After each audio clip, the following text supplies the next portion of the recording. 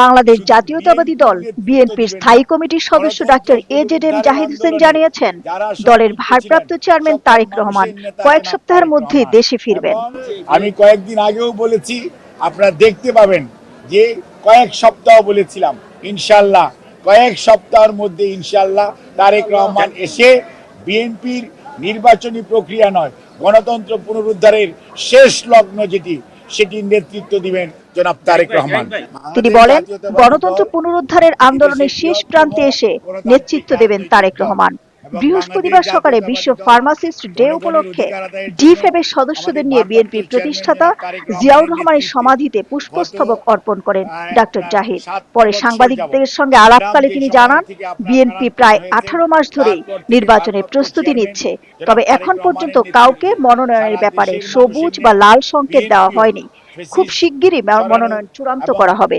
তিনি আরো বলেন, একটি আসনের তুলনায় প্রায় 10 গুণ প্রার্থী মনোনয়নের প্রত্যাশা করছে। স্থানীয় জনগণের কাছে জনপ্রিয়তা ও বিভিন্ন জরিপের ভিত্তিতেই মনোনয়ন দেওয়া হবে। আগামীর বাংলাদেশ গড়ার জন্য জনাব তারেক রহমানের নেতৃত্বে বিএনপি তার নির্বাচনী প্রক্রিয়া শুধু গতকালকে না, বিএনপি গত 18 মাস পূর্ব থেকেই নির্বাচনী যে সমস্ত কার্যক্রম করা প্রয়োজন সেটি শুরু করেছে এবং সেই অনুযায়ী বিএনপির নেতা কর্মীরা প্রতিটি ঘরে ঘরে জনাব তারেক রহমানের আহ্বানে সাড়া দিয়ে ভোটারদের কাছে, জনগণের কাছে 31 দফার কর্মসূচি নিয়ে জনগণকে ঐক্যবদ্ধ করার কাজে সারা দেশব্যাপী আজকে ব্যস্ত আছে এবং সেই কর্মচাঞ্চল্য যেটা চলছে।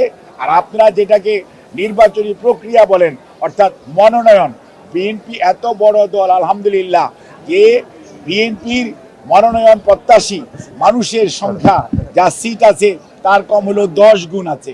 কাজেই বিএনপি তার কে প্রার্থী হবেন কে হবেন না সেটির জন্য আমাদের স্থানীয় নেতৃবৃন্দ, জেলার নেতৃবৃন্দ, আমাদের দলের পক্ষ থেকে জরিপ এবং সর্বোপরি জনগণের ভালোবাসায় যেই সমস্ত মানুষগুলো নিজ নিজ এলাকায় উদ্ভাসিত তাদেরকেই বাংলাদেশ জাতীয়তাবাদী দল ইনশাআল্লাহ আপনারা দেখতে পাবেন খুবই সহসাই যে তাদেরকে মনোনয়ন দেওয়ার ব্যাপারে দিয়ে তারা সিদ্ধান্ত গ্রহণ করবে।